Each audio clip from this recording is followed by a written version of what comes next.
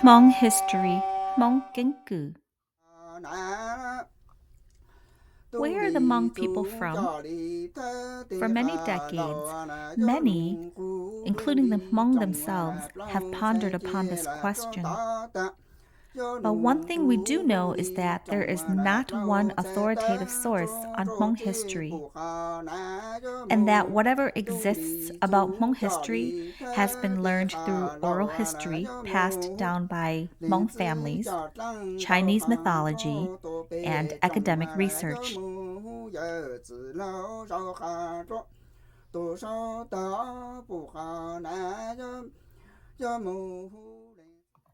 According to Chinese mythology, Hmong history can be traced back approximately 4,600 years ago in central China. It is believed that Hmong lived in central China along the Yangtze River basin and were a subgroup of the larger collection of ethnic groups referred to by the Han Chinese as Miao. For centuries, for as long as Hmong have been passing down oral traditions and history, the Hmong have been in wars with Imperial China. Some of those stories include Hmong war heroes who became legends when they marched into battle against the Imperial Chinese with their fellow Hmong countrymen. One of those legends was the mythical Hmong king, Qi Yu. According to Chinese mythology, he was the Hmong's first king.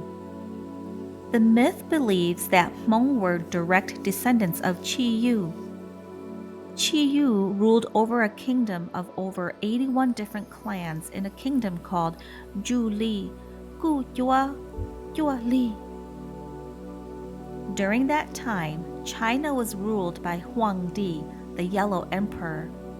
He waged a lengthy war with the Hmong, ultimately combining forces with his own nemesis, another Han Emperor, Yang Di, to defeat Qi Yu and his people.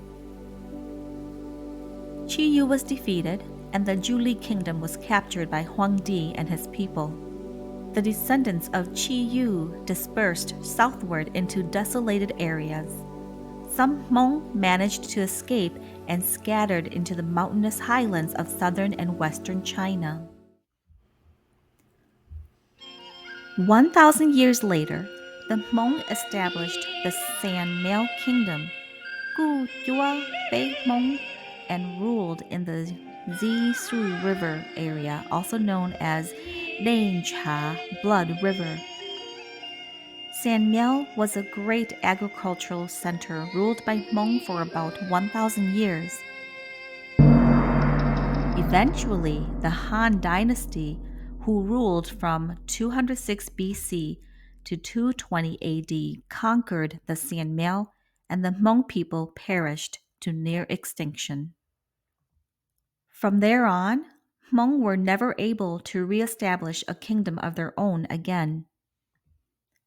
For about 1,000 years following the fall of San Miao, there is little documentation of Hmong life. Chinese historical records do not make any reference to Hmong people during this period of time. It is believed that the Hmong population dwindled to such a small number that they were no longer seen as a threat to the Chinese. Sometime during this 1,000 years of peace, under the Han Dynasty, Hmong lived in a feudal society where Chinese feudal lords leased land to tenants. The lords owned extensive properties and had the means and power to protect themselves.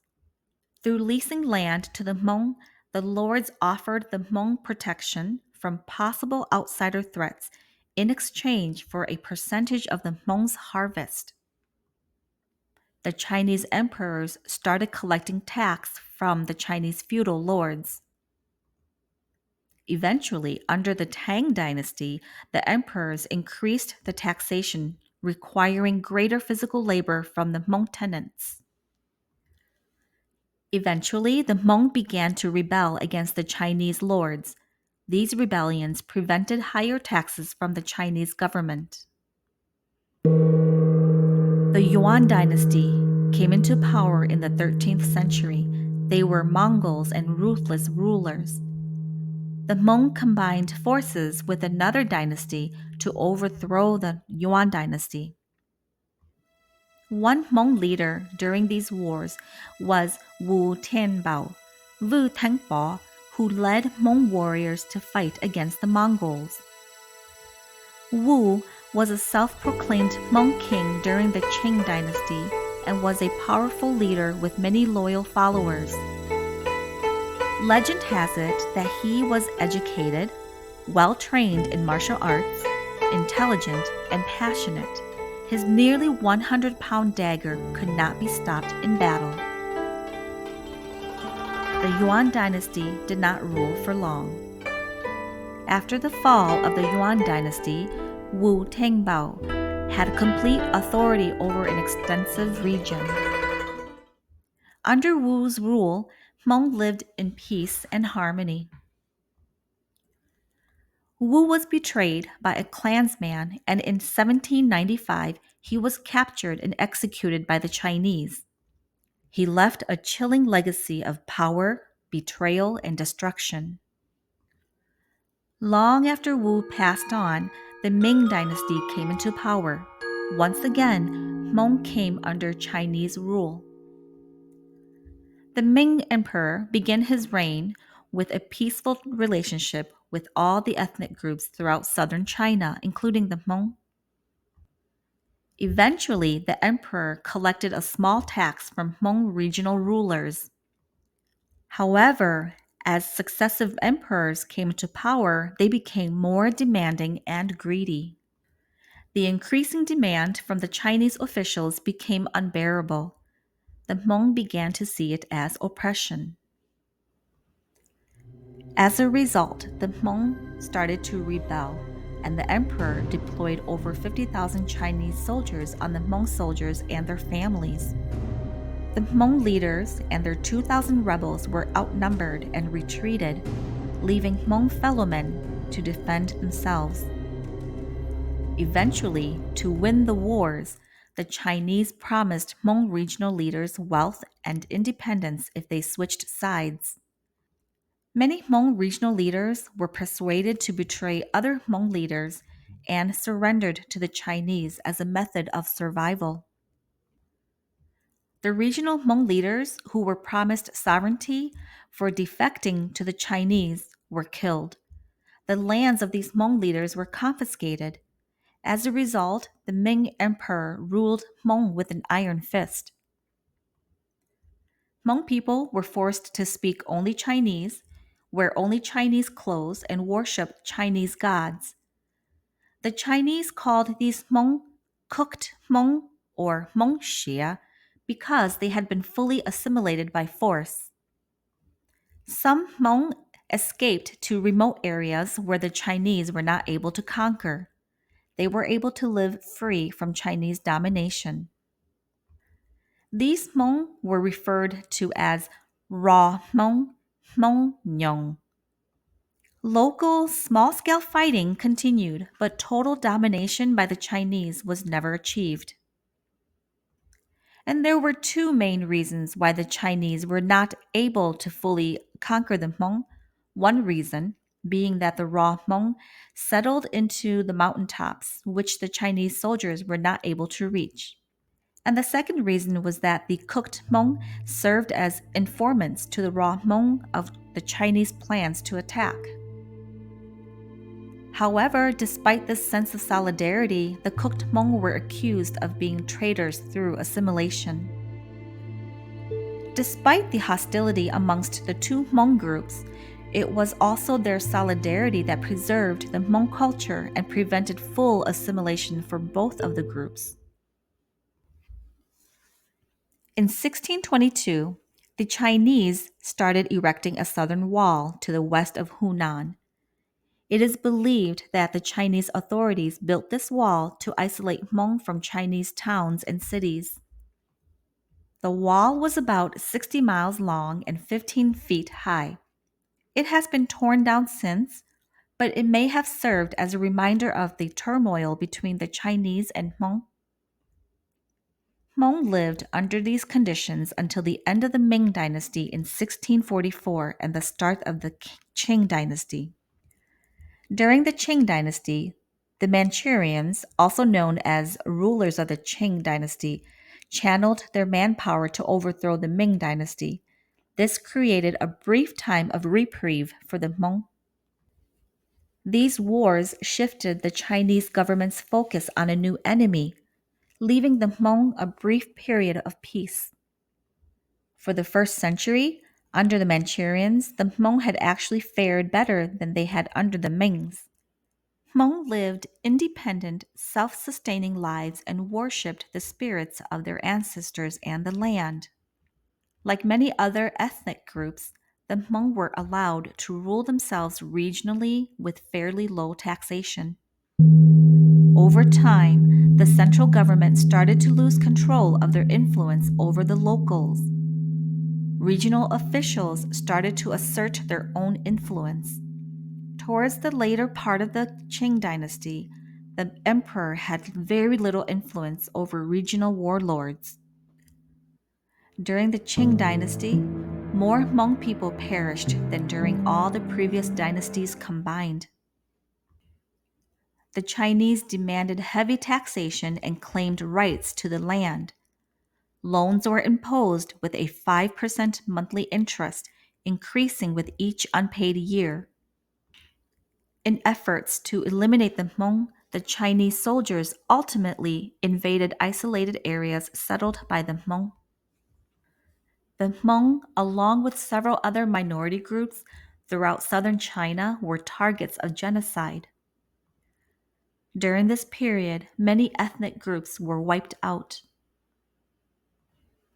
By 1737, tens of thousands of Hmong had perished, villages burned, and land was seized by the Chinese government. During the Qing dynasty, Hmong mounted many rebellions against Chinese rule. And during this time, Chinese authorities began to consult with military consultants from the Western world.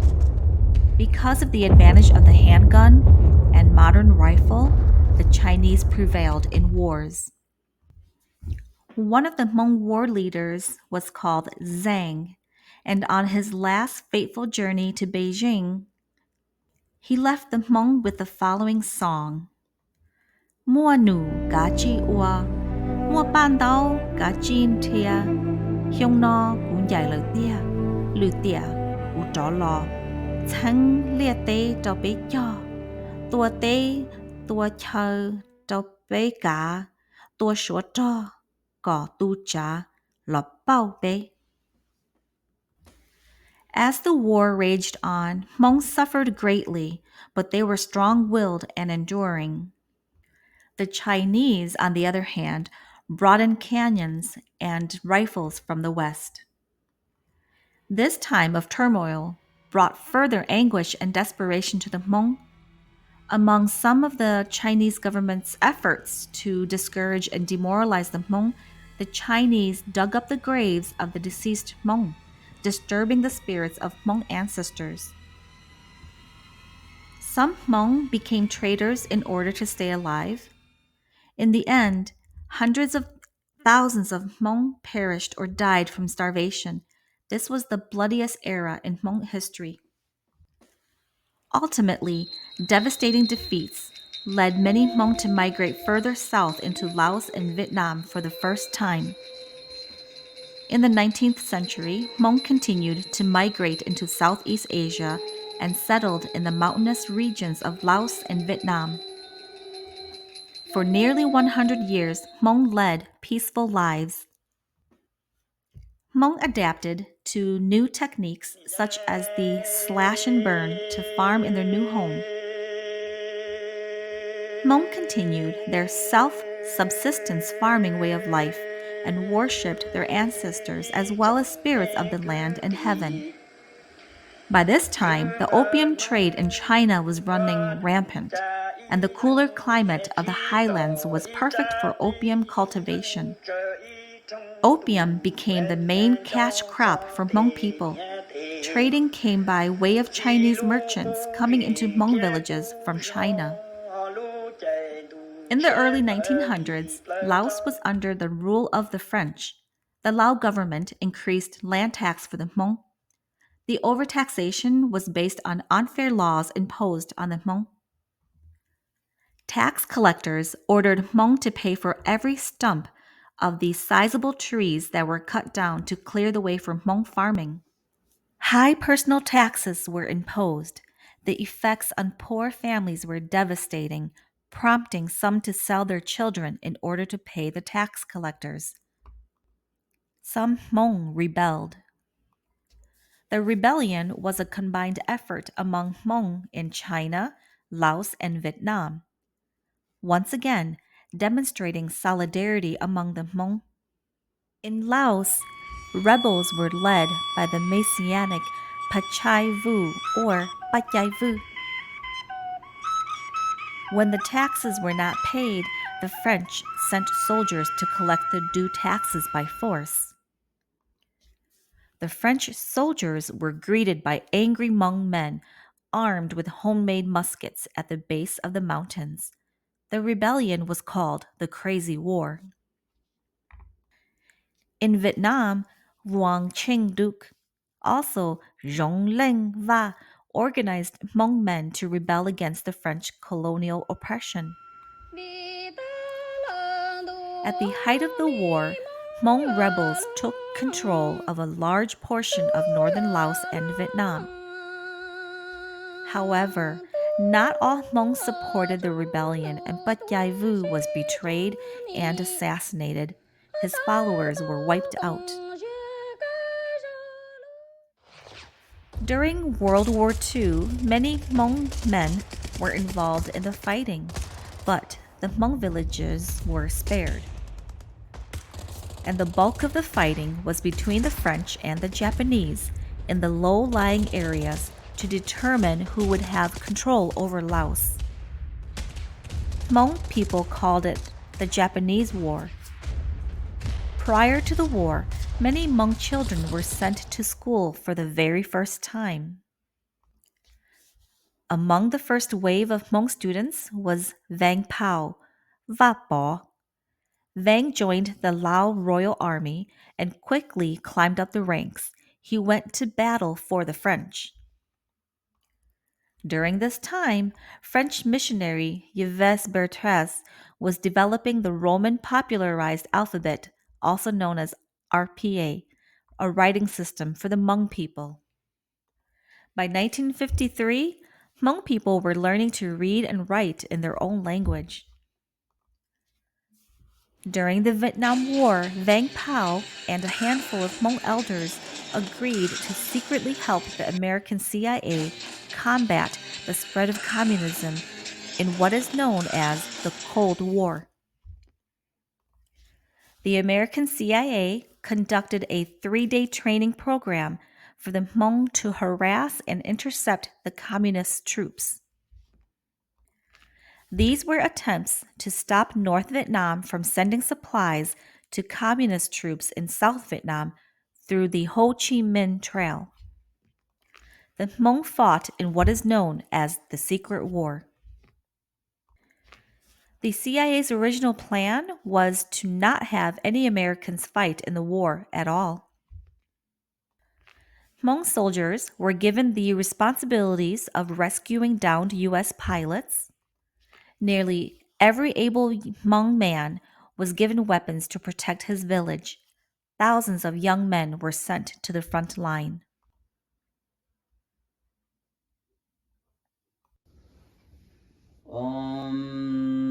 When I go to school, 1969, What were they 1970, yeah, Vietnam War in Laos. What did they say? They catch you, go to. Young Hmong women trained to be nurses. They left families and homes to learn English and ways to tend wounded soldiers. The Secret War would last until 1975. At the same time, Hmong continued to slash and burn away jungles and live off the highlands of Laos. The Hmong in northern Vietnam were under total communist control. When the U.S. pulled out of Southeast Asia in May of 1975, communists gained complete control of Laos and Vietnam. General Vang Pao's followers and sympathizers became targets of retaliation. Hundreds of thousands of Hmong fled to Thailand. Many perished in the Mekong River. Once in Thailand, Hmong received refugee status. Refugee camps were established along the northern border of Thailand and southern Laos.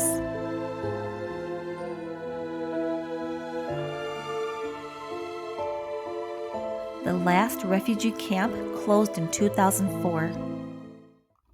From the camps, Hmong were dispersed into the rest of the world, mainly to France and the United States.